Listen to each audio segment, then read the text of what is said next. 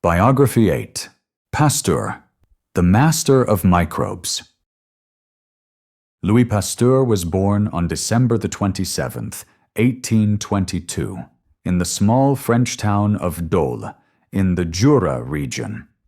He came from a modest Catholic family, the son of a tanner named Jean-Joseph Pasteur and Jeanne-Etiennette Rocky. His childhood was not that of a prodigy.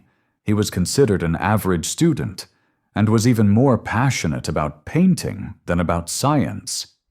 Yet behind his calm, artistic nature was a keen mind that would eventually transform the very foundations of medicine and biology. He grew up in a Europe alive with change, where science and industry were reshaping daily life and challenging old beliefs. The 19th century, the age in which Pasteur lived, was a world of both progress and confusion. The Industrial Revolution was in full swing, cities were growing, and new machines were transforming work. Yet diseases spread quickly, and people had little understanding of what caused them. Many still believed in miasma, the idea that bad air spread illness, or in spontaneous generation, the belief that life could appear from nothing. France itself was politically unstable, moving through the Second Empire and into the Third Republic. In such times of uncertainty, Pasteur's careful experiments would become a light in the darkness, offering explanations rooted not in superstition, but in observation and evidence. Pasteur's education was the gateway to his scientific destiny. He first earned a Bachelor of Letters and a Bachelor of Science from the Collège Royal in Besançon, and then moved on to the École Normale Supérieure in Paris, where he obtained his master's degree in 1845 and a PhD in 1847. His artistic eye, once focused on drawing, now turned to crystals. Studying tartaric acid, he made the groundbreaking discovery of molecular asymmetry, showing that molecules could be mirror images of each other. This marked the birth of stereochemistry, but it also revealed his gift for seeing patterns in what others ignored. The boy, once distracted by art, had found a new canvas, the hidden world of matter itself. His career soon expanded beyond crystals to the living processes of fermentation and decay.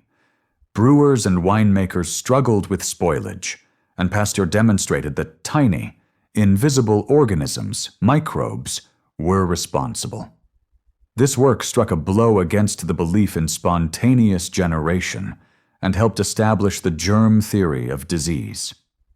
Pasteur's invention of pasteurization, a process of heating liquids like milk and wine to kill harmful microbes, became a vital step in food safety. It was more than a laboratory discovery. It was a gift to everyday life, protecting millions of people from sickness and changing how societies thought about hygiene and health. Pasteur's greatest fame came from his daring experiments with vaccines. He developed vaccines for animals, including chicken cholera and anthrax, but his most dramatic moment came in 1885, with the successful vaccination of a young boy bitten by a rabid dog.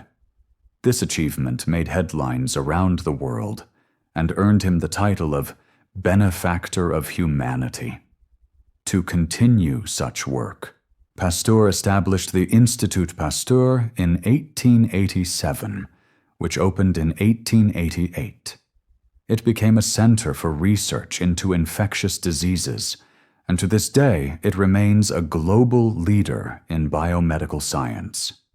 Through it, Pasteur extended his vision beyond himself, creating an institution to carry his mission into the future. Although his achievements were great, Pasteur's path was not free of challenges. From 1868 onward, he suffered a series of strokes that left him partially paralyzed, yet he refused to abandon his work. His ideas also met fierce resistance. Many physicians and scientists doubted his claims, accusing him of exaggeration or secrecy in his experiments. Rivalries, especially with the German scientist Robert Koch, shaped much of his later career. Even today, historians debate the ethics of how he presented his findings. But what remains clear is that despite illness and opposition, Pasteur's persistence never wavered. He was meticulous, demanding, and driven by a profound belief in the value of experimental science. Pasteur's character combined patience with determination. He was known for his famous motto, "In the fields of observation, chance favors only the prepared mind." This phrase reflected his philosophy, that breakthroughs did not come from luck alone, but from disciplined work and readiness. He demanded rigor from his students, sometimes to the point of severity, but he also inspired loyalty and admiration. His personality blended the creativity of an artist with the discipline of a scientist, allowing him to bridge the gap between imagination and reality. In his laboratory, surrounded by glass flasks and microscopes, he embodied the spirit of 19th century science at its most dynamic. By the time he died on September 28, 1895, at Villeneuve-l'Étang, near Saint-Cloud, Pasteur had transformed human understanding of disease, medicine, and the invisible world of microbes. Streets, schools, and hospitals across the globe would carry his name. The Institut Pasteur grew into a network of research centers, with its scientists winning Nobel Prizes for continuing his legacy. His home and laboratory in Paris became the Musée Pasteur, a place where visitors can still see his instruments, and even his burial site. Beyond symbols and statues, his legacy lives in the safe milk we drink, the vaccines that protect us, and the scientific method that guides research. Louis Pasteur is remembered not only as a scientist, but as a benefactor whose work continues to touch every life.